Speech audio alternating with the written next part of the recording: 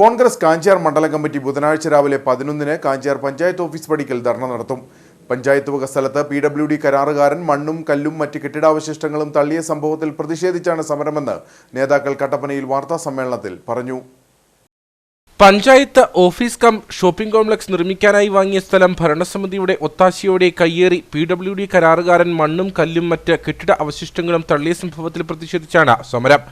DCC vice president George Joseph Padavan സമരം ഉദ്ഘാടനം ചെയ്യും. മണ്ഡലം പ്രസിഡന്റ് അനീഷ് മണ്ണൂർ അധ്യക്ഷത വഹിക്കും.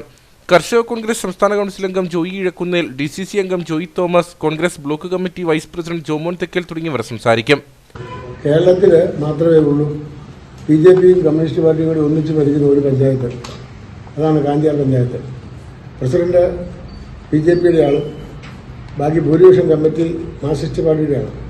ആദ്യകാലങ്ങളിൽ നാട്ടുകാരെ കബളിപ്പിക്കുന്നതിന് വേണ്ടി പഞ്ചായത്ത് പ്രസിഡന്റ് നീക്കം ചെയ്യുമെന്ന് പറഞ്ഞ് മാർക്സിസ്റ്റ് പാർട്ടി നടന്നെങ്കിലും പിന്നീട് അവർ ഒരു കൂട്ട് കമ്പനിയായി കാര്യങ്ങൾ നീക്കി ഇന്ന് കാഞ്ചിയാർ പഞ്ചായത്തിൻ്റെ സർവ്വവിധമായ വികസനവും തടസ്സപ്പെടുത്തുന്ന വിധത്തിലുള്ള ഭരണമാണ് അവർ നടത്തുന്നത്.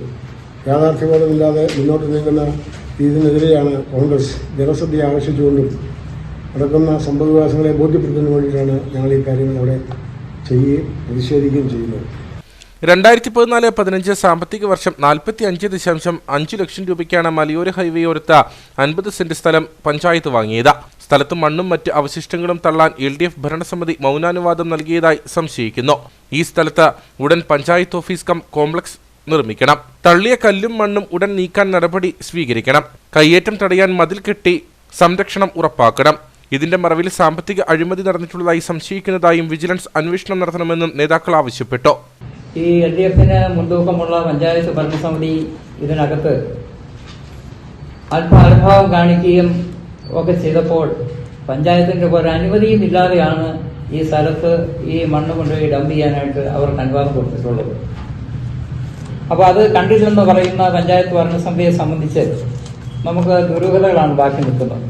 അതുകൊണ്ടാണ് നാളെ ഈ ധർണ സമരം പഞ്ചായത്തിന്റെ മുന്നിലെ ഇന്റർനാഷണൽ കോൺഗ്രസ് മണ്ഡലം കമ്മിറ്റിയുടെ പേരിൽ നടത്തുന്നത്.